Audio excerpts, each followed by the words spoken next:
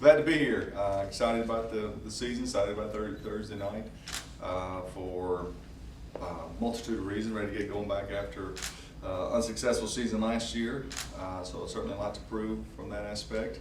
You kind of want to see where you are as a football team after 19 practices, 3 weeks of camp, and kind of what you have, where you need to improve from first game to second game. So.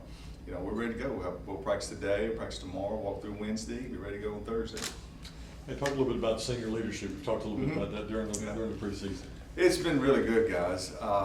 You're always looking for, what are your strengths of your football team? And there's some years you say, your receiver, some year you say your quarterback or your defensive line. And we've got some pluses personnel-wise, but very pleased with just the overall mental character of this football team. It's really been good. The leadership's been just solid. Now we're far from perfect, don't get me wrong, but the way they attack practice, the way they've been in the building, the way they've been in the meetings, how there's certainly a pecking order, and you can't just be a guy that barks out commands and you're not doing it the right way.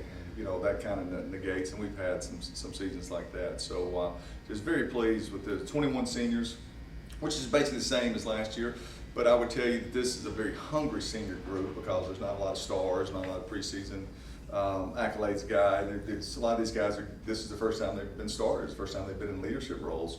They're doing a very good job, and probably the type of people they are and the hungriness of starting for the first time is a good combination for them.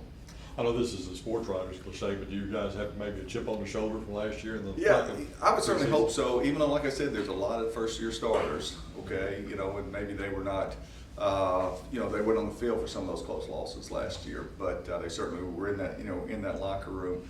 I think that this more carries over with the coaches than it does the players. I think each team, gets to start over, but it does allow me to use examples from last year of different scenarios that, whether it be during a game something that happened, or during the week a distraction or something, I'm able to go back and use those as examples. So hopefully we'll learn from those and we'll capitalize on those, the growth from last year to this year.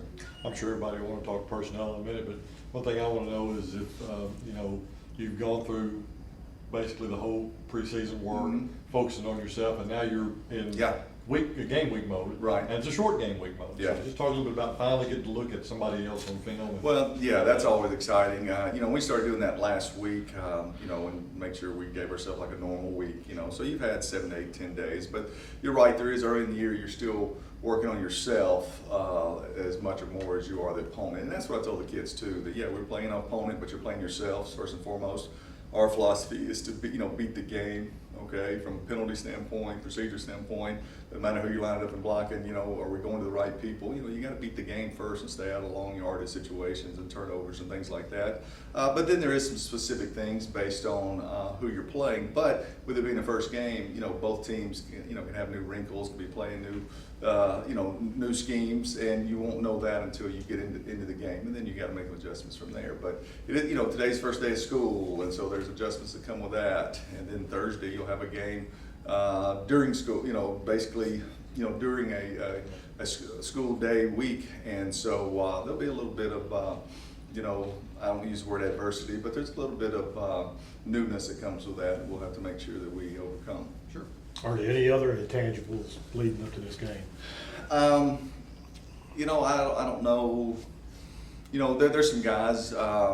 There's some guys that haven't practiced in about a week or so. The trainer's been holding out that we'd like to get back for depth issues. You've kind of had to shuffle, whether it be shuffle offensive line, shuffle linebackers based on some guys that have been out, and then you hope that you might get them back on Tuesday. Okay, well then you got to decide how much do you play them because they played well in preseason, but they've been out for over a week, and now you've reshuffled your lineup. Those are things that we'll have to deal with this week as well. Were there any players that maybe stood out, maybe surprised you a little in the spring? I think I don't know if there's anybody that really. I thought Peyton Logan, tailback, had a good camp. Davin Dial, redshirt freshman, and Taco, the redshirt junior. Both those tight ends had good camps. on defense, there were several guys. I think our secondary's coming along. I really do. I think they're coming along. So, you know, it's so neat in college football how new faces just kind of emerge. And after over a period of weeks of practice, you know, not that you don't miss some guys that were really good players and made a big difference last year, but you know, it's kind of, you know, out of sight, out of mind. You moved on, you concentrate on this team and the next man up type scenario. So I think our guys and our coaches done a good job with that. So I'm pleased up to this point.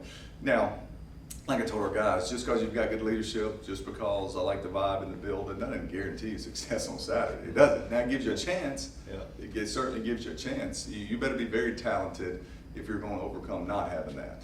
Okay, but you still got to go tackle. You still got to go make a play and all those things. Because guess what? The team you're playing, they may have great leadership too. And so, you know, but I'd rather be this scenario than, you know, fighting ourselves and distractions that come with it. Without naming the starter, unless you want to, how's the competition at quarterback going right now? I've been pleased with it. I really have. I mean, there is every day. There's three guys that understand that every rep that you get, whether it's in a full team period or a scale period or a one-on-one period, that your rep matters. And I think that part's been very, very good. I think all three guys have handled it well. I mean, there's some days there's certainly a pecking order, and there's some days that another guy gets more reps than he may have would the day before. But I'll wait till game day to name a starter. But you know, in our mind, we know how we're going to start this scenario for the most part. But it can, because of having three guys with a little bit of a different skill set, you know, with you know, one coming off a shoulder injury, with Dresser coming off a shoulder injury. You know, there's some different options that we have have going forward with it. But you know, I don't think we'll have this thing sorted out till certainly after this preseason, these first three games before we get to conference. I think, barring injury, it will kind of separate itself these next 3 weeks. So answering that, you might see all three Thursday night. Yeah. And you when you have competition like that, and not just quarterback, but all positions, when it's close and you've got that kind of thing going, does it come down to, you know, Randy mentioned intangibles, does it come down to something like that, body language, attitude in the locker room? Does in practice, yeah, no, it does in practice for sure. You know, during the preseason, you know, for sure. Unfortunately, like I said, it's just like being a great teammate. It doesn't, you know, you're judged on how you play on Saturday.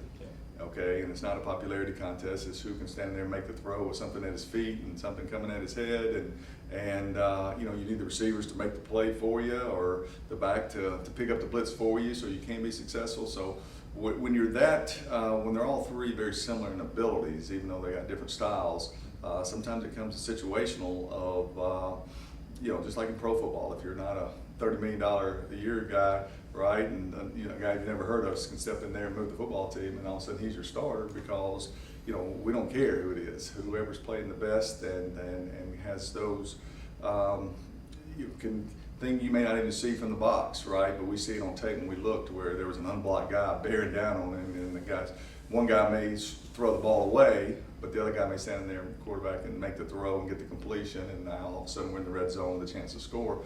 Those are things that these next three games will tell us.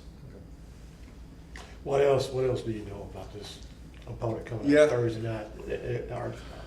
Do you see any potential problems they may present you? Well, certainly. You know, one from the standpoint of how they're in a quality. The obvious things are in a quality league, right? Great tradition in Northwestern State. How they finish up the season, you know, and kind of stabilizing everything and getting some wins under their belt. At the end of the season, certainly started playing a lot better. The quarterback's back, coming off the couple games that he missed, you know, and he put up great numbers last year. You know, very multiple on defense from the standpoint of different fronts and different coverages. Very experienced, Coach Lucas, experienced defensive coordinator I've known for a long time. So those are the as well as, you know, some very good players at certain spots. Okay, so you know, to me, it's like playing one of the top, you know, 3 or 4 OVC teams that you know, throughout the year. It's that type of game. But you know, it's been a while. I can't remember the last time besides an FBS opponent that we opened up with that you started with this quality of non-conference opponent. I can't remember the last time it was like that. But certainly a great test for you. great test for you. But it could be a quality, you know, regional game. If you get the win, great. I mean, and certainly there'll be some corrections made before the next week. But, you know, you'll certainly feel good about yourself. Either team is able to come out with a victory.